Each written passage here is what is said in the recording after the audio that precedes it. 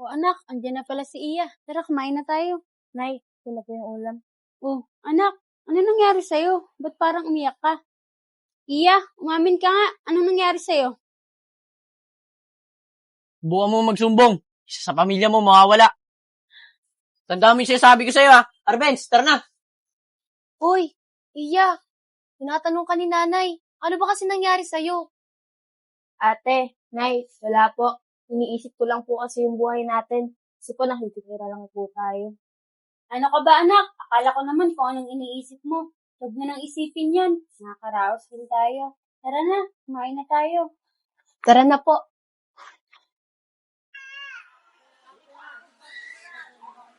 Pre, di talaga ako mapakali. Doon sa ginawa mo sa pamangkin ni Aaron. Bakit? Natatakot ka ba? Kung sakaling magsumbong yung kay Aaron, di kita idadamay. Di naman sa natatakot, pre. Siyempre, kaibigan natin si Aaron. Paano kung magsumbong talaga yun? Siguro naman di magsusumbong yun kasi binantaan ko siya. Pag nagsumbong siya, may mawawala sa pamilya niya. Sa bagay. Pero pre, wag pa rin tayo magpakampante. Sige na, huwag ka na mag-isip ng ganyan. Tara na. Tara.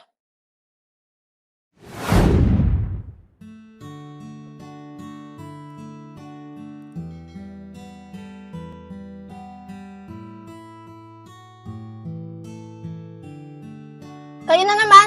Tsaka wag mo nga ako akbayan. Sa tutuusin nga, ikaw tong bastos eh. Yan ang gusto ko sa babae. Palaban. Huwag kang mag-alala. Bibigay ko sa'yo lahat ng gusto mo. Napakabastos mo talaga. Tandaan mo tong ginawa mong pambabastos sa akin. Makakarating to kay tito, pati na rin kay tatay. Subukan mo magsumbong. Isa sa pamilya mo mawawala. Bitawan mo ako.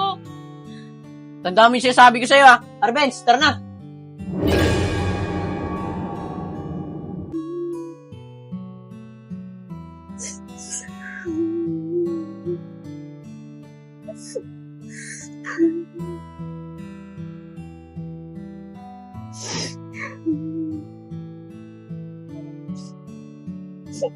Mahal, si Iya umiyak. Iya, anak. Iya, anak. Ano nangyari sa'yo? Bakit ka umiiyak? Anak, magsalita ka nga. Ano ba talaga nangyari? Wala po, Nay. Binabangungot lang po ata ako. Ay, nako, Iya. Kung ano-ano kasing iniisip mo, kaya ka binabangungot ng ganyan. Sige na, Iya. Matulog ka na ulit. Tara, mahal. Sige na, anak. Magpahinga ka na ulit.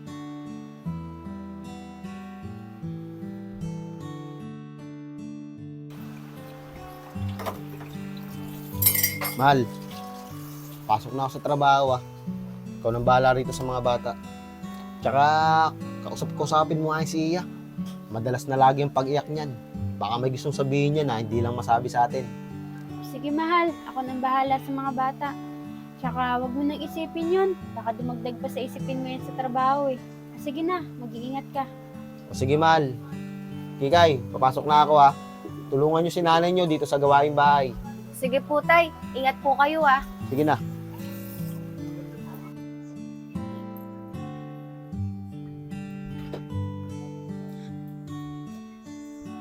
Nay, tulungan na po kita dyan. Sige, anak, para mabilis tayong matapos. Nay, nga pala, bakit hindi pa po gising si Iya? Siguro, Nay, nagpweta naman po siya kagabi, no? Hindi, nak. Nagising yung kagabi. Umiiyak. Binabangungot. Buti na lang talaga, nagising kami ng tatay mo. Kaya hanggang ngayon, tulog pa yan. Napuyat ata. Kaya nga, Nay, parang napapansin ko po, napapadalas po yung pag-iyak ni Iya. Opo, Nay, parang tama po si tatay. Siguro may gusto pong sabihin si Iya sa atin na hindi niya lang po masabi. Sige, anak. Hayaan mo. Pagising ni Iya, kakausapin ko siya. Sige na, tapusin na natin to para makapagluto na rin ako ng tanghalian natin. Sige po, Nay. Oh, Kim, nandiyan pala kayo. Asan nga pala si Pinsan? Aaron, maagang umalis si Sebi. Baka kasi malit siya sa trabaho eh. Nga pala, Aaron, pasensya ka na nga pala kung hanggang ngayon di pa rin kami nakakalipat. Magdadalawang linggo pa lang kasi si Sebi sa trabaho niya eh. Pero huwag kang mag-alala, tutulong naman kami dito sa mga bayarin sa bahay. Ano ka ba, Kim? Wala yun. Di na kaiba sa akin. Tsaka pinsan ko naman si Sedi. Maraming salamat talaga, Aaron ah.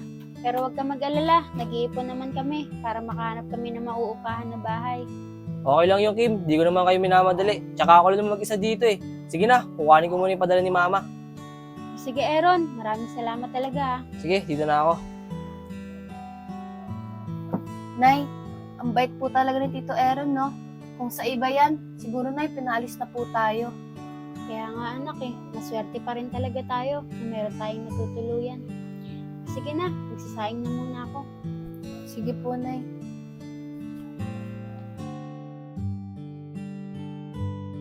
Iya anak, magtapat ka nga sa akin. Ano ba talagang problema mo? Kasi kahit yung tatay mo, napapansin yung madalas na pag-iyak mo. Oo nga, Iya. Umamin ka nga sa amin ni Nanay. Hindi ka naman kasi talaga ganyan eh. Nung doon pa tayo nakatira sa una nating tinirhan. Nay, ate. Wala naman po talaga akong problema. Hindi lang po talaga ako sanay dito. Nasanay po kasi ako sa dati-dating tinirhan. Ay nako anak, magdadalawang linggo pa lang naman tayo dito eh. Siguro, pag nakaisang buwan na tayo dito, masasanay ka rin. Pero Nay, kailan po ba talaga tayo lilipat? Nakakahiya na po kasi talaga kay Tito Aaron. Ano ka ba, Iya? Huwag kang maiyak kay Tito Aaron. Kanina nakausap siya ni Nanay. Parang ayaw pa nga tayo palisin dito eh. Tsaka alam mo ba, mabait talaga si Tito Aaron. Oo nga anak, tama si Kikay. Napakabait ni Tito Aaron mo. Pero huwag ka mag-alala, nag-iipon na rin naman kami ng tatay mo eh. Para pag nakaipon na kami, makakahanap na tayo ng mauupahan. Ganun po ba, Nay? Sana po talaga, makalipat na po tayo. Oo anak, tiis-tiis lang sa ngayon. Kailangan talaga natin makisama dito.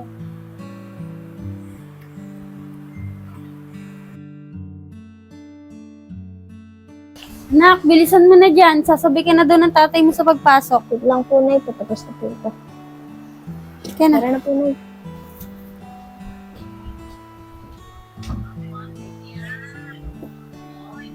Tara na, baka malit pa ako sa trabaho. Anak, ito yung bag mo. Anak, huwag mong papabayaan yung pag-aaral mo ha. Alam mo naman na nasa top honor ka. Kaya nga nagpaubaya yung ate mo para makapagtapos ka ng pag-aaral. Mag-iingat kayo ha. Sige na, dito na kami. Nak, mag-aaral ka ng mabuti ha. Huwag mo sayangin yung paghihirap namin ni nanay mo para makatapos ka na ng pag-aaral mo. Tara na, bilisan natin. Baka malit pa ako sa trabaho. Subukan mo magsumbong. Isa sa pamilya mo mawawala. Bitawan mo ako. Tandaan mo yung sinasabi ko sa'yo ha. Uy, Nak, anong ginagawa mo dyan? Bilisan mo.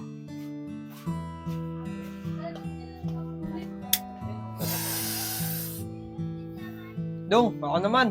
Sadali lang, marami pa to.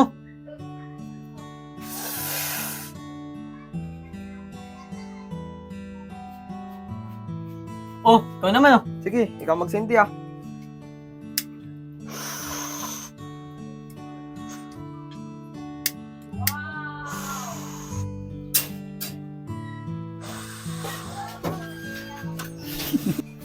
Benz, parang trip ko ngayon si Iya. Balita ko, nag-aaral na daw yun sa gurnasyon. Talaga ba? Anong oras kaya pasok yun? Alam ko, pang umaga yun eh. Abangan na natin, pag-uwian niya na. Sige Benz, tara, ikot-ikot muna tayo. Sige, tara.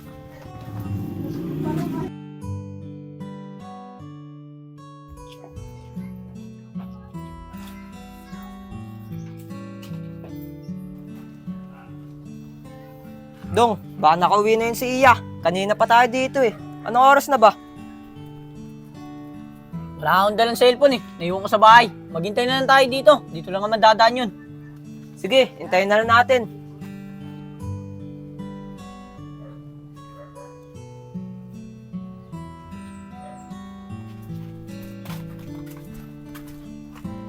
Tara Benz, sundan na natin si Yang at wala pang tao. Sige, tara, bilisan natin.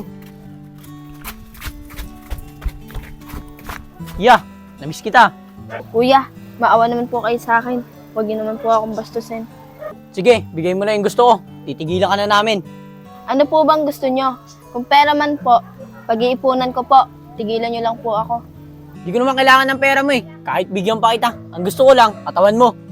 Huwag naman po kayong ganyan. Nag-aaral po ako na mabuti. Ayoko naman pong sirain yung kinabukasan ko para lang sa gusto nyo. Ah, ganun. Gustos ka talaga! Dapat sa inyo, nabubulok sa kulungan.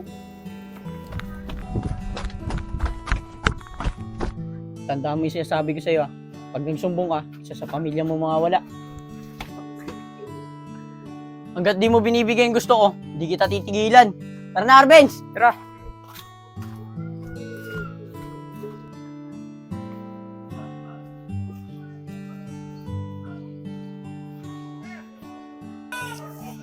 Kailangan di mahalata nila nanay na umiyak ako para di sila mag-isip ng kung ano-ano.